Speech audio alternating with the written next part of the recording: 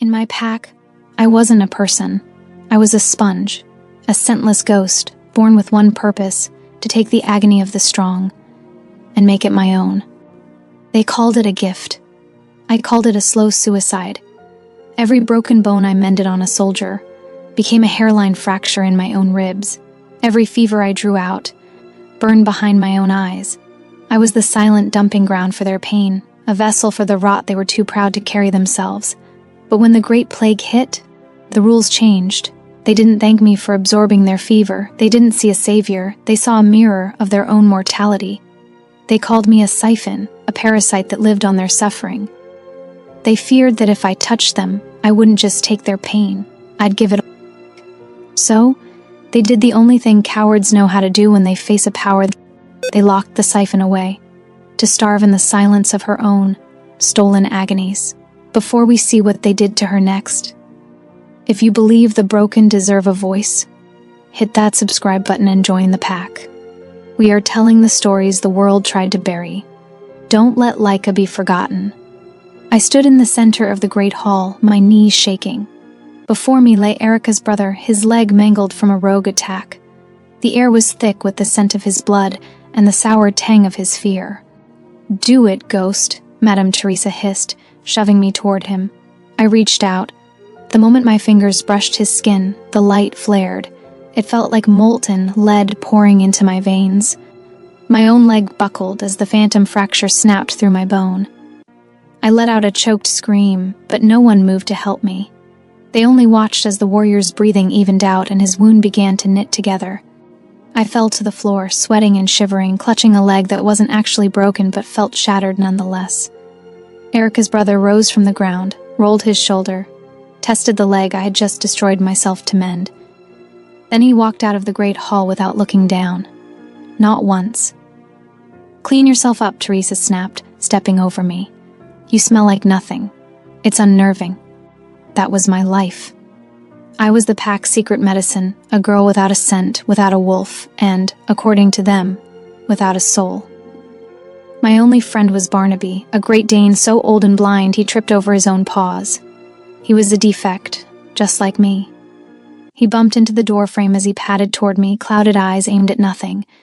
But for just a half-second, before he corrected himself, his gaze had gone sharp and direct, landing on Teresa's back like a blade. I thought I'd imagined it, but when the plague arrived, everything changed. It was a dark, suffocating sickness that even I couldn't drain fast enough. Alpha Silas returned from the border, clutching his chest. He had been struck by the plague, and the curse was getting worse, turning his very blood black. He was screaming, his eyes blown wide with a pain that no warrior could endure. "Cleanse me!" he roared, his voice so raw. I saw the guards coming, and I didn't even try to hide. My body was already vibrating with the residual pain of a dozen warriors I'd healed that morning. When Silas grabbed my hair and forced me to touch the black rot on his chest, I didn't just feel the sting. I felt the evil. This wasn't a wound, it was a choice. As I sucked the poison into my own veins, the shadow wound spoke. Silas's personal soul rotting because he was a murderer. I saw a vision of Silas chaining the previous Alpha and performing dark mind magic on the pack. I screamed, not from the pain but from the truth. I let go, falling back, and whispered, "You stole it." The room went silent. The white-clad crowd froze. Silas's eyes turned murderous, the gray rot on his skin twitching. In that silence, I signed my death warrant. I had broken contact too soon, the vision burning through me before the cleanse could finish. He could feel it, the rot still simmering beneath his ribs like unfinished business. He had no use for a sin-eater who refused to complete her purpose. He wanted me dead. I saw it in the way his hand moved to my throat and then stopped. His fingers curled back, trembling, as if the very act of closing around my neck had burned him. He didn't know why. He would never admit why. But a celestial guardian cannot be destroyed by mortal hands. The attempt rebounds. And somewhere in the marrow of his stolen power, the part of him that had devoured an Alpha's legacy understood this, even if the rest of him refused to. He didn't admit his failure. He turned the pack's fear into a weapon. "She's hoarding the health," someone shouted during the pack council. She's taking our strength to fuel her own cursed life." He stood on the balcony and told them I wasn't a sin-eater anymore. I was a sin-breeder. He claimed I was hoarding his sickness to weaken the pack for an invasion. The pack's betrayal started with a single stone hitting my temple, then a handful of wet mud. By noon, the people I had literally bled for were lining the streets to watch my humiliation. Madame Teresa, whose blinding migraine I had carried in my own head for 3 days just last week, stepped forward. She didn't look at the scars on my arms. She spat at my feet. "Ghost, leech, parasite." I searched for one pair of eyes that held a flicker of memory, of the times I had taken their fevers and their broken bones. I found nothing but cold, white-clothed hatred. Even Barnaby, my blind Great Dane, was being kicked and dragged by a cold iron chain that hissed against the stone. The ritual was starting already. The ritual of discarding. Silas wanted to ensure no one ever heard what I saw in his heart. They threw us into the cell of silence, a cage of cold iron that acted as a conductor for the black rot inside me. The cold iron didn't just cage me. It conducted the black rot Silas had left in my veins, pulling it outward through my skin in slow, agonizing waves. I couldn't drain it. I couldn't transfer it. There was no one to absorb it for. I just had to hold it, the way I had always held everything, alone in the dark, without making a sound that would give them the satisfaction. Outside, they were dancing. I could hear the drums through 3 feet of stone and iron. I could hear the laughter rolling in thick waves from the great bonfire they had built in the courtyard. I pressed myself against the cold floor of the cell and I listened, because there was nothing else to do, and because some part of me, the part that had not yet learned better, still couldn't believe it was real. That was Marin's laugh. I knew Marin's laugh. I had held Marin's fever for 6 hours last winter, burning from the inside, while she slept peacefully in her bed. She had patted my head afterward and called me a good girl, the way you'd praise a dog. That was Elder Corin's voice, the deep rolling baritone, making a toast to their cleansed and purified pack. Elder Corin, whose son I had pulled back from the edge of death 3 times before the boy was old enough to speak. I had carried the boy's lung sickness for a week. I had coughed blood into a rag and hidden it under my mattress so no one would see and be inconvenienced. The rot moved up through my collarbone. I pressed my lips together and breathed through my nose and did not scream. Barnaby lay against my side, his old body warm and heavy, his breath slow and even. His clouded eyes were open, aimed at the ceiling. Watching. I reached out and rested my hand on his broad back, and he exhaled, long and deep, like a soldier who has been standing at attention for years and has finally been given permission to rest. But the slow rhythm of his breathing shifted, steadied, the way breath steadies when someone has been heard. "It's all right," I whispered, though I wasn't sure which one of us I was talking to. "We'll be all right." The drums played until the sky went gray, and then Silas came. At dawn, Silas dragged me to the lip of the abyss. The wailing pit smelled of old graves and stagnant magic. He leaned in, his breath still carrying the faint, sour stench of the rot I had refused to finish draining. "You saw too much, Ghost," he hissed. "Down there, the only thing that will hear your truth is the dirt." The wailing pit was a vertical shaft in the earth, 300 feet deep, where they threw the unclean. I didn't fall alone. They threw Barnaby in after me, my Great Dane, an animal so old his eyes were like clouded marbles. We hit the bottom, landing on a bed of ancient soft moss that smelled of rot and old magic. I waited to die. I waited for the dark to swallow me. But then, Barnaby did something a blind dog shouldn't be able to do. He stood up in the pitch black. He didn't bark. He let out a low, melodic hum that resonated through the stone walls. Suddenly, the moss began to glow with a faint, bioluminescent pulse. The walls weren't stone. They were frozen lichens. Hundreds of them, trapped in the rock, their eyes open in silver. "They aren't dead, Barnaby," I whispered, my voice echoing in the chamber. "They're waiting." A shadow detached itself from the far wall. It didn't walk, it flowed like spilled ink. It was a man, but his skin was the color of moonlight, and his hair fell to his waist in silver tangles. He was covered in chains made of cold iron, the only thing that can bind a true lichen. This was the nameless king, the alpha that Silas had usurped and buried 50 years ago. He stalked toward me, the chains clinking with a rhythmic, hypnotic sound, and I could see them clearly now. 3 chains, each one a different weight of cold iron. The first coiled around his wrists like manacles, etched with the names of warriors. The second wrapped his waist like a belt of lead, carved with the seal of the Elder Council. The third, the heaviest, was locked around his chest, directly over his heart, black and humming with suppressed divinity. 3 chains, 3 locks, 3 things that would have to shatter before the king could rise. Barnaby stepped between us, his blind eyes turning a terrifying incandescent violet. The dog didn't growl. He bowed. The nameless king stopped. He looked at the dog, then at me. He reached out a clawed hand and touched the dog. I didn't understand why. I only knew that Barnaby, my blind, stumbling, defective dog, had just bowed to a king. "You smell like the sun," the king rasped, his voice a forgotten language. "And I have been in the dark for a very long time. Give me your light, little ghost," he whispered, leaning into the crook of my neck, his fangs grazing my pulse point. "And I will give you the heads of everyone who put you in this hole." I crawled through the glowing moss, my fingers scraping against the heavy, rusted links of the wrist chains. The first chain, the chain of warriors, that bound Kareem's wrists. The iron was so cold it felt like it was burning my skin. "Laika," he growled, his voice now vibrating with the power of a true prime. "Take the magic. Feed on the iron." "Break me," I screamed, pulling every ounce of the cold iron's curse into my heart. Then the dog began to dissolve. It wasn't a death, it was a reunification. Barnaby's body turned into a swirl of golden particles, flowing into Kareem's skin like water into parched earth. The milky white of the dog's eyes bled into Kareem's emerald ones, turning them a brilliant, incandescent gold. With his spirit returned, Kareem's body began to expand. His muscles coiled like iron springs, and the silver hair on his head grew wilder. Snap.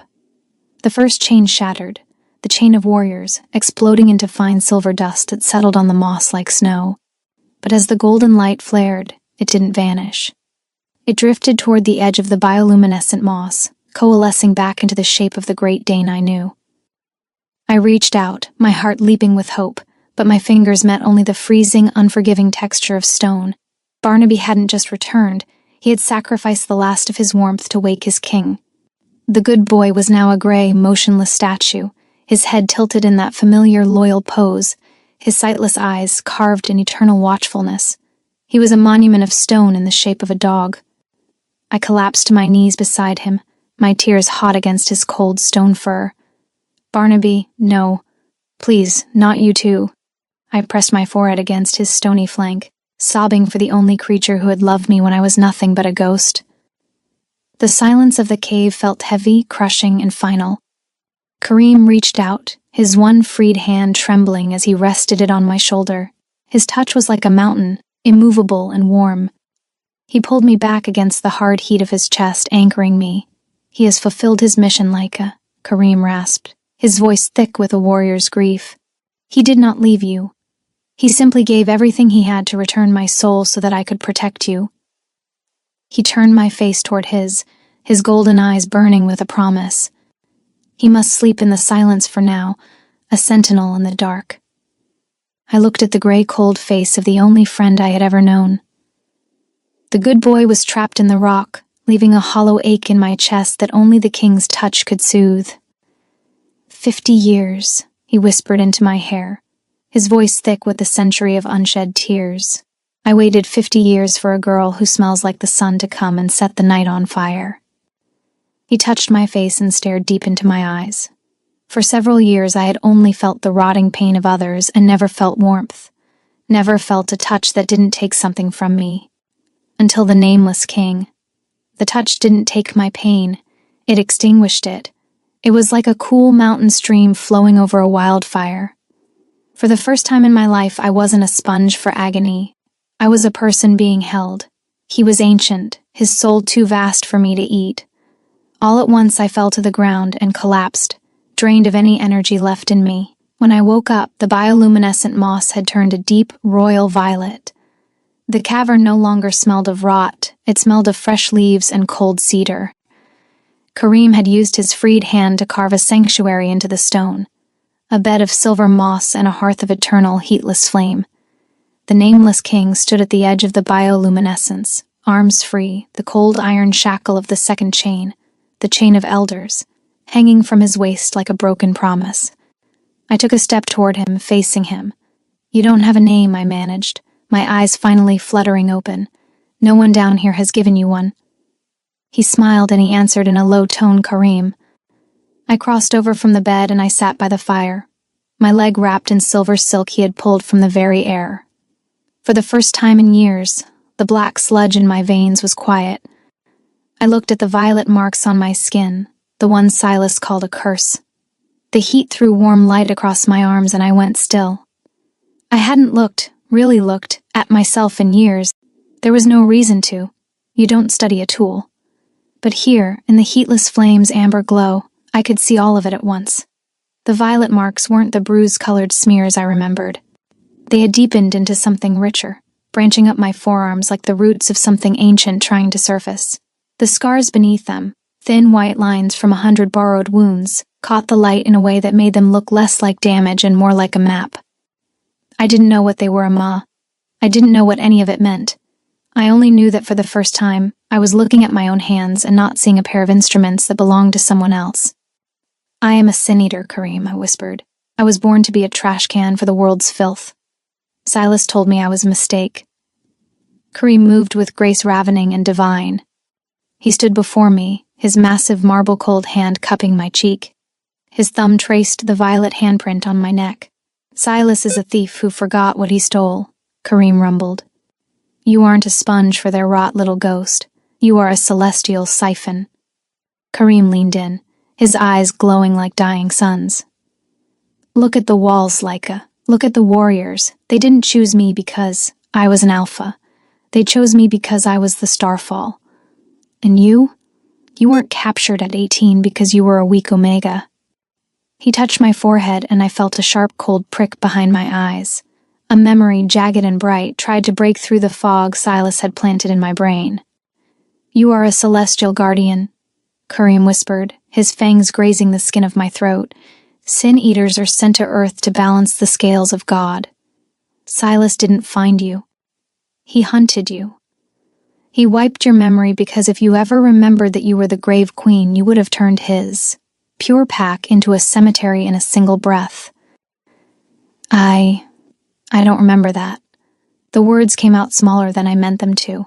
I said them, and then the cave went very quiet around me, and I felt something shift beneath my ribs.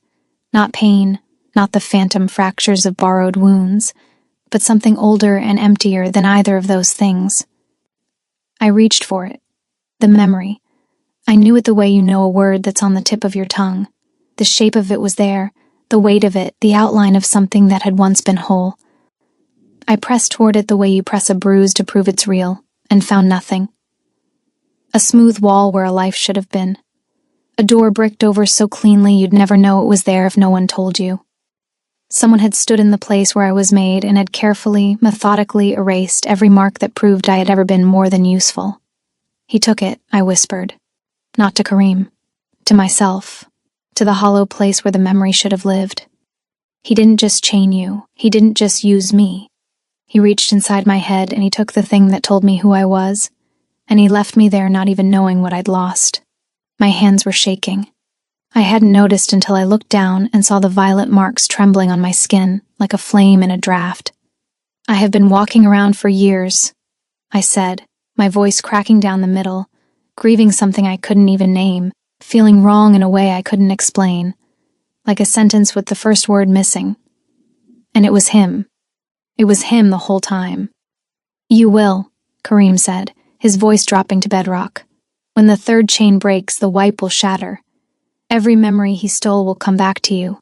And when it does, his golden eyes burned, steady and absolute, you will finally understand what kind of creature he was truly afraid of." He leaned forward, pressing his forehead against mine. The contact was a physical shock, The violet ink on my skin began to swirl, merging with the silver light radiating from his chest. "They built their house over my heart," Kareem growled, his grip tightening, not in malice, but in a desperate, ancient hunger. "They used my blood to fake their power and your soul to hide their crimes. For 50 years, we've been the battery for their purity." Every time the pack felt joy or strength, it was actually being drained from me through the cold iron chains. He looked up toward the ceiling, his gaze piercing through 300 feet of rock toward the banquet hall above. "Give me your light, little ghost," he whispered again into the crook of my neck. His voice dropped lower, meant only for the dark between us. "I have been patient for 50 years, Leica. Patient enough to send the plague into Silas's blood and wait for him to drag the one person who could break me to the only place I could reach her." His golden eyes burned with cold, ancient calculation. He played right into it. He always does. Cowards always destroy the very thing that could have saved them. 10 more days, Karim whispered. 2 chains remain. Help me break the second link, the chain of elders. I will give you a vision of what could be. I didn't flinch. For the first time in my life, I didn't want to. The cave was no longer a prison, it had become a cathedral of shifting violet light. I sat on a bed of glowing moss, my fingers trembling as I held a wooden bowl of broth. It was real food, not the gray scraps of the blue moon pack, but rich, dark, and smelling of wild herbs. I didn't eat. I couldn't. My eyes kept darting to the shadow in the corner. The nameless king, he whom the legends called a monster, was sharpening a blade of black glass. Each scrape of the stone against the edge sent a shiver down my spine. He had fully made his form. I watched her from the darkness, my pulse a slow, heavy drum. She looked like a fallen star sitting on that moss. Too bright, too fragile for a place this cold. I could smell the lingering rot of the pack that had used her, a sour stench of cowardice that made my fangs ache with the need to hunt. But under that rot, there was something else, a scent of unopened lilies and frozen honey. It was faint, buried under years of pain, but it was there. She hadn't touched the food. She was sitting there waiting for a blow that would never come. I set the blade aside. The iron chains on my wrists clattered, and I saw her flinch. It cut me deeper than any silver blade ever could. 50 years in the pit had turned me into a creature of stone, but this girl, this scentless ghost, was making the stone bleed. "Eat, Leica," I said, stepping into the light. I saw her breath hitch as I sat on the moss across from her. I was 3 times her size, a beast of scars and ancient hunger, yet she didn't run. She just looked at me with eyes that had seen too much. I hadn't intended to sit so close. I hadn't intended to sit at all. But when she spoke, when that small, frayed voice said my name for the first time, something inside me cracked open like a fault line. 50 years without a human voice. Not a scream, not a taunt through the stone above, but a voice aimed at me, meant for me. The sound of it moved through my chest the way water moves through parched earth. Too fast, nowhere near enough, leaving cracks where it had been. I looked at the bowl of broth between us. The smell of it, wild herbs, dark stock, something almost like warmth, hit me with a violence I hadn't expected. I had forgotten. I had genuinely, completely forgotten that the world contained things that smelled of life instead of iron and rot. I had to grip the edge of the moss to keep my hands from shaking. And then she reached out, and her fingers brushed my wrist, the unbandaged one, the skin that had been under cold iron for 50 years, and I stopped breathing entirely. Not because it hurt, because it didn't. Because for 50 years every hand that had touched me had been armored or cruel or both, and this one was just warm. Just small and warm and careful, as if I were something worth being careful with. I didn't let her see what it cost me not to break apart entirely. "Why me?" she asked, her voice a tiny thread in the vast cave. "You are a king. You could have claimed the strongest Luna, You could have had a queen with a scent that carries for miles.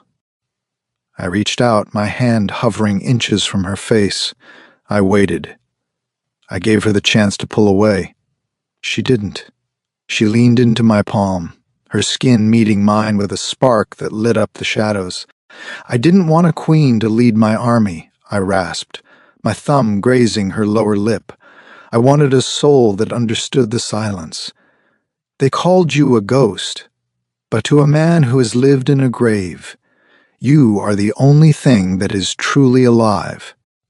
10 days later, it was time for the second ritual, the breaking of the chain of elders. The second shackle was wrapped around Kareem's waist, thick and etched with the names of the elders who had turned their backs on him. As I reached for it, the iron didn't feel cold. It felt heavy, like the weight of 1,000 lies.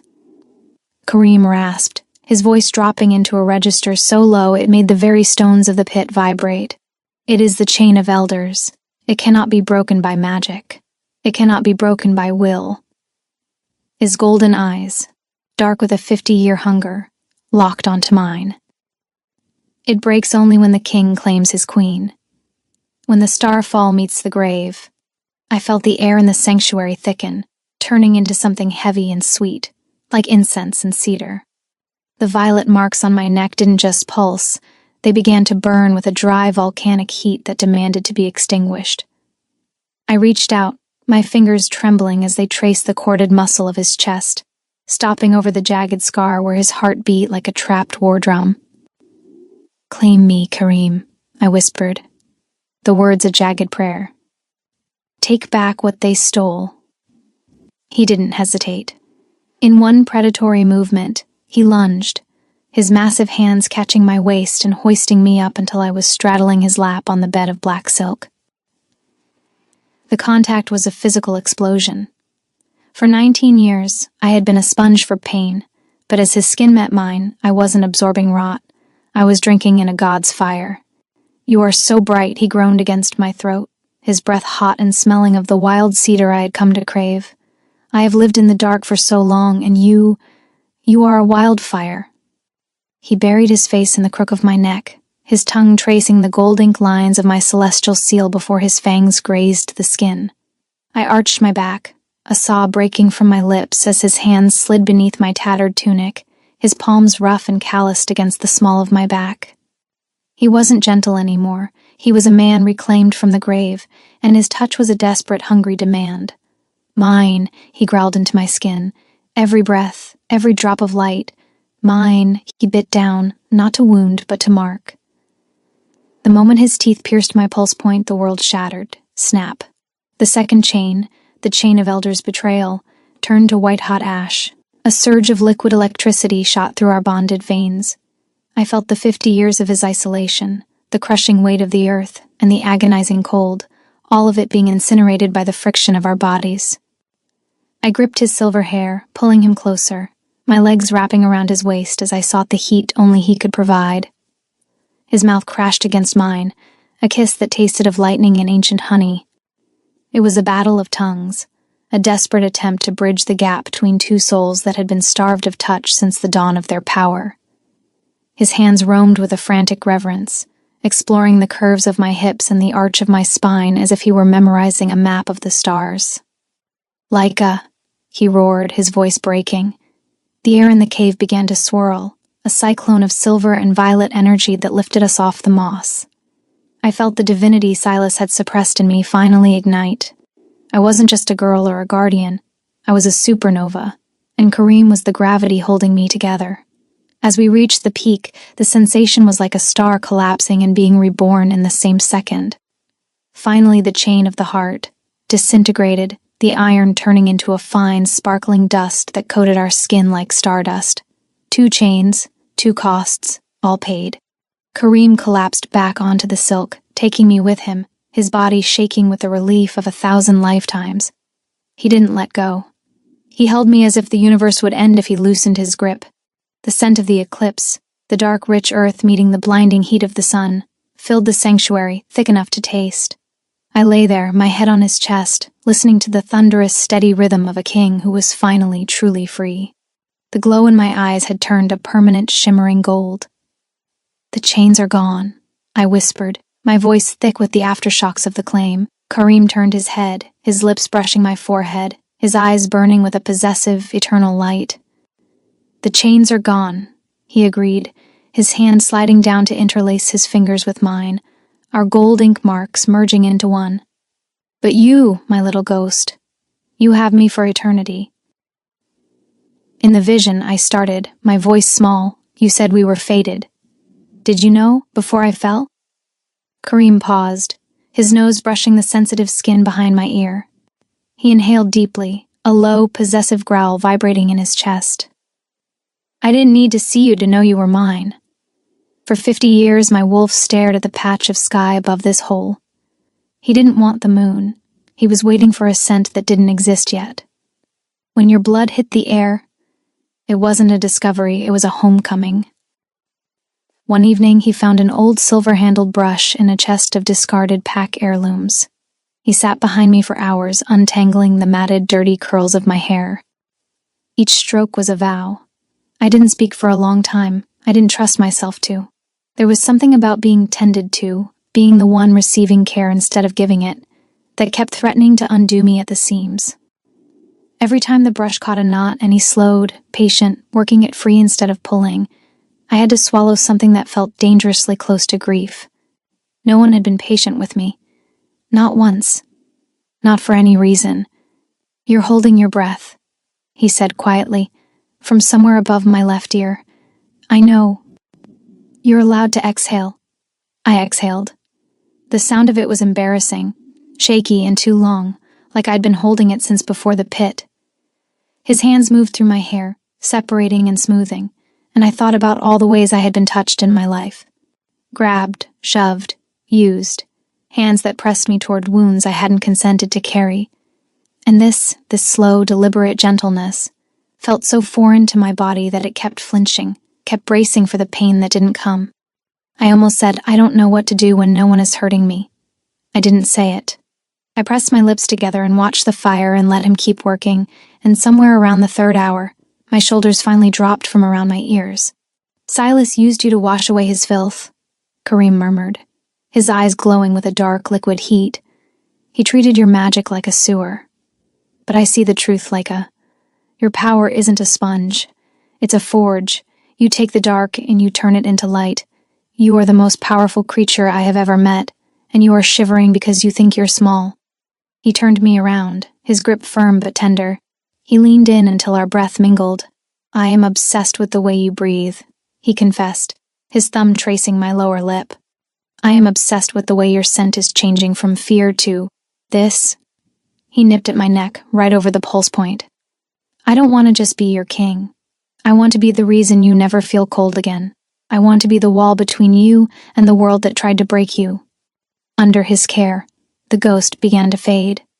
My skin lost its sickly pallor, replaced by a radiant, pearl-like glow.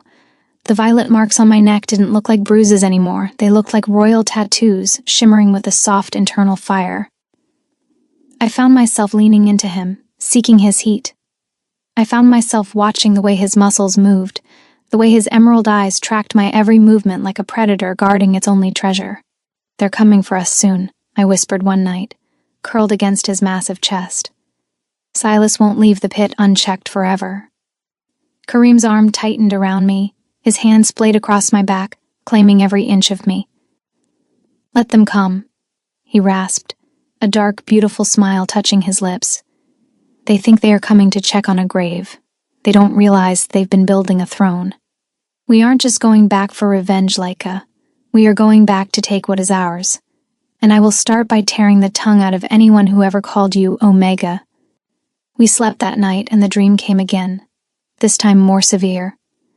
I woke up shaking. The fire had burned down to glowing embers, casting the cave in a soft, bloody orange. There was no sound besides the wind howling through the obsidian. I felt the weight of the king's gaze before I looked up. He was leaning against the stone archway, his silver hair catching the dying light. He looked like a statue of a god waiting for a sacrifice. "You're crying in your sleep again, Leica," he said. It wasn't an accusation, it was a prayer.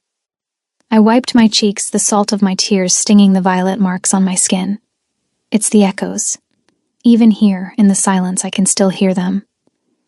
I looked into the fire, seeing not the wood, but a memory. There was a girl, Mira. She was 6. She fell from the training cliff and broke both her legs. They brought her to me, but Silas, he told me to wait. He wanted her to learn the value of pain before I took it. My voice broke. I had to listen to her scream for 3 hours. When he finally let me touch her, the pain was so cold, so deep, it didn't just pass through me. It stayed. I can still feel her tiny bones snapping every time I close my eyes. I took her agony, but I couldn't save her spirit. She never spoke again. And Silas, he just laughed and said I was a good filter. I looked at my hands, the hands that had been a graveyard for a child's childhood. How can you look at me and see a sanctuary? I'm just a collection of other people's nightmares. The air in the cave turned freezing. Not because the fire was low, but because the darkness in my soul was answering her grief. Hearing her speak of the child felt like a physical blade to my throat. I had spent 50 years in a hole, but this girl, she had been a prisoner in her own skin, forced to be the dumping ground for a coward's cruelty. I walked to her. I sat on the moss and did something I hadn't done in a century. I took her small, scarred hands in mine. "Look at me, Leica." She looked up, her eyes swimming with the ghosts of children and the sins of alphas. "You aren't a filter," I rasped, my voice thick with a rage so ancient it felt like the earth was trembling. "You are the vigil. You bore what no one else could, and you stayed kind in a world that tried to turn you into a stone." I leaned in, my breath hot against her forehead. "You worry about the pain you couldn't save. I worry about the man who caused it. Tonight you sleep. You give those nightmares to me, and I will weave them into a shroud." "What are you going to do?" she whispered, her fingers curling into mine. "Soon I am going to remind Silas why they buried me in iron," I growled, my eyes flashing with a violet light that matched her marks. "He gave you a child's screams. I am going to give him an eternity of his own. And for every tear you shed for Mira, I will take a year of his soul." I pulled her against my chest, wrapping my massive arms around her fragile frame. For the first time, she didn't just lean in. She let go. She sobbed into my skin, and as she did, I felt the scent of silence begin to change. The lilies were opening. The honey was melting. "Sleep, my little ghost," I whispered into her hair. "The shadows are gone. The moon has finally come home." I tried. I closed my eyes against his chest and I tried to sleep. And as I did, I felt something I had never felt before. The nightmare loosening. Not vanishing, not gone, but moving. Slowly, like something thawing from a place it had been frozen for years, the weight of Mira's screaming bones began to lift from the floor of my chest and travel outward, through my skin, into his. I felt him absorb it, felt the faint tremor that moved through his body as it arrived, a sound low in his chest like a man who has just taken a blow he was bracing for. He didn't flinch away. He held tighter. For the first time in my life, I had given something terrible to someone else, and they had chosen to carry it. I fell asleep before I could find words for what that felt like. But the bones in my chest were quiet. For one night, just one, Mira's silence lived somewhere that wasn't me. On the 4th moon, the final chain around Kareem's heart exploded into black dust. The shockwave didn't just settle. It rippled outward, hitting the cavern walls like a pulse of pure lightning-charged life. The sound was terrifying. Not a snap, but the collective, lung-filling gasp of 1,000 statues breathing at once. I lay in Kareem's arms, my skin still humming with the gold ink of our bond, and watched in awe as the walls began to crack. The frozen lichens, the warriors who had been turned to stone 50 years ago for refusing to betray their king, were shedding their carapaces. The sound was erroneous. That was the first thing. I had expected silence, or thunder, or something clean and dramatic. Instead, it was a grinding, intimate sound, stone scraping against itself, the creak and pop of rock giving way to muscle and breath, a sound like a house settling but alive, like the earth itself was exhaling something it had held too long. The smell hit next, cold iron burning off, 50 years of stasis releasing all at once into the air, old stone, old blood, old loyalty, and underneath it something sharp and electric, the smell of waking, the smell of fury that had been waiting so long it had crystallized into something almost calm. Chunk by chunk, the gray stone fell away to reveal silver armor, matted fur, and eyes that burned with a long dormant hunger. These were the celestial primes, the original elite of the silver tide. The first warrior out-stumbled. His legs had been stone for 50 years, and they remembered how to hold weight before they remembered how to move, and he went down on one knee, not in reverence, but in simple, staggered shock. He caught himself on his fists. He looked at his own hands, turning them over in the violet light, and the sound he made was not a word. It was something before words, something that belonged to the moment a man realizes he is still alive when he had no right to be. Then he looked up. Not at Kareem, at me. He saw the violet marks on my neck, no longer a curse but a glowing royal seal, and his entire face changed. Every warrior emerging from the stone did the same, looked first at the marks, at the seal, at the thing Silas had called a stain, and Kareem had named a crown. They looked at me the way you look at the reason you survived. The commander dropped to one knee, his forehead hitting the cold stone of the pit. The spirit guide has returned, he rasped, his voice sounding like grinding boulders. One by one, the hundreds of warriors followed, a sea of silver and steel kneeling in the violet dark. In the center of it all, something shifted near the stone statue of my blind dog. The statue did not shatter all at once. It cracked. A single fracture ran from the base of his paws to the crown of his tilted head, splitting the gray stone like a fault line splitting the earth. Then another crack, then another, branching outward like the roots of an ancient tree. I took a step toward him, my hand outstretched, not daring to hope. The last time I had reached for him, my fingers had met nothing but cold stone. "Barnaby," I whispered. The cracks began to glow, the same warm gold as the particles I had watched dissolve into Kareem's skin.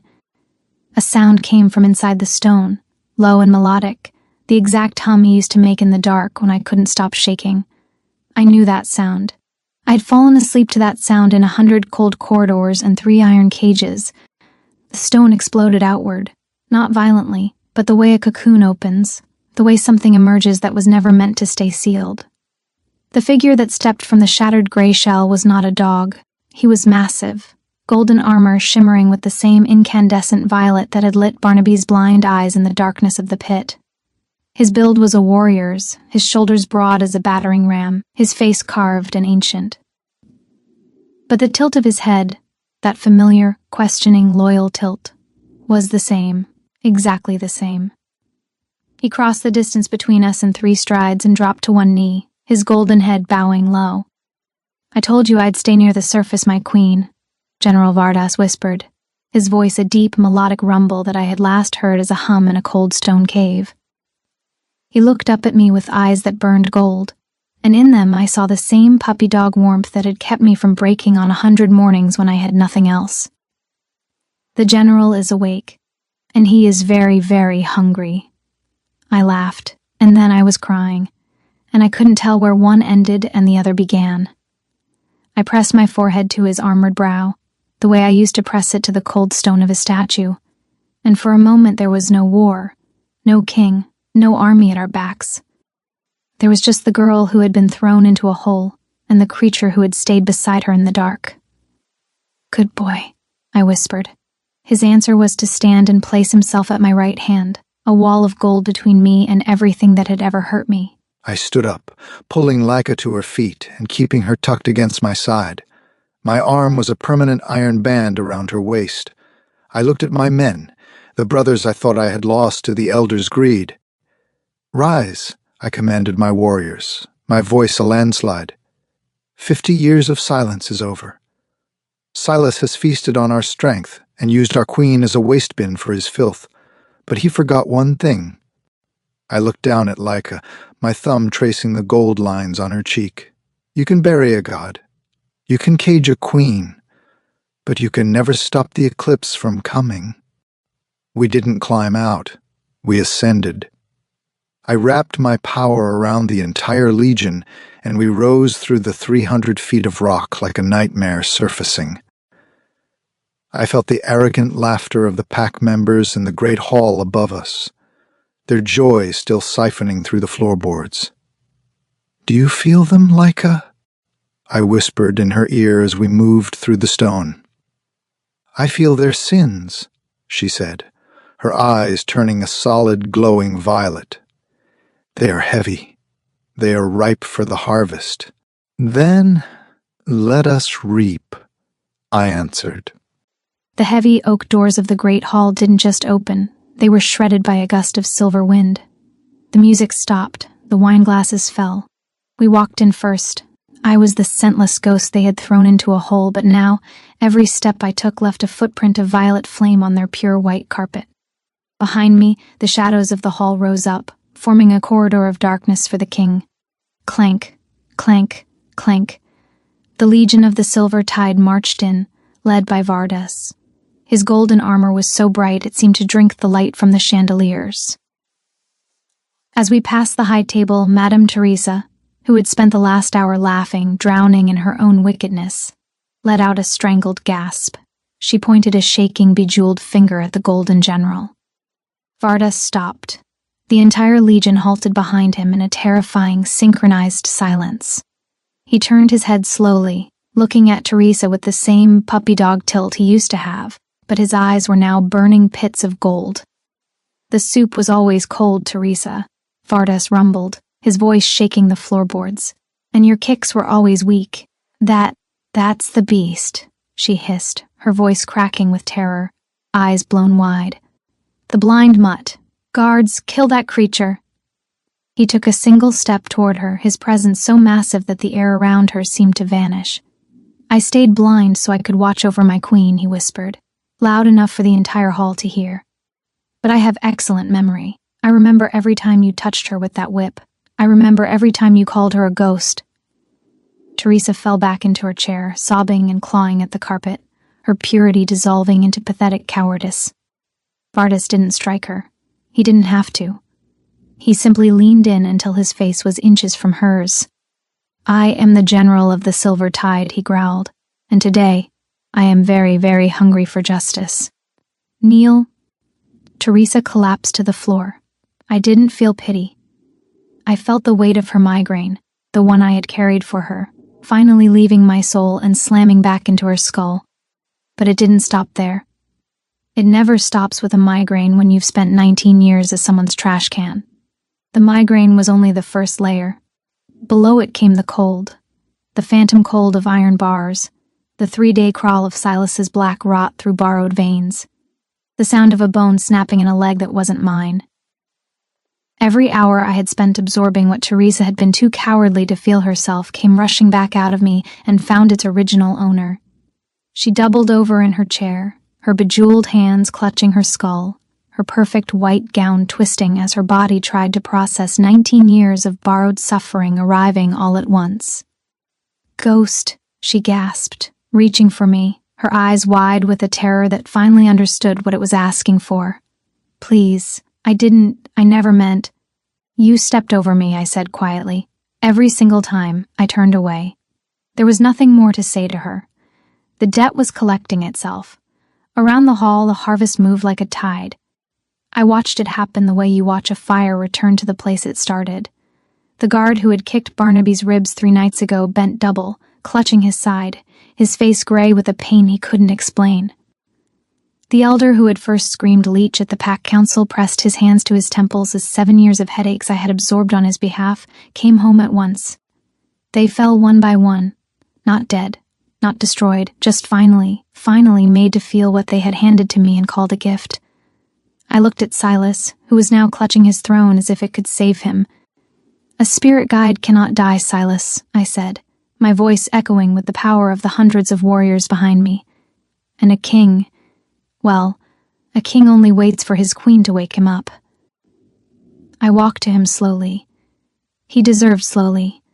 He deserved every second of the walk, every footfall of violet flame I left on his pure white floor, every moment of watching me cross the room toward him knowing there was nowhere left to go.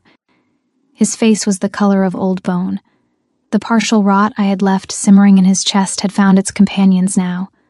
All the buried murders, all the dark mind magic, all the names he had erased, and the lives he had hollowed out to build his borrowed throne.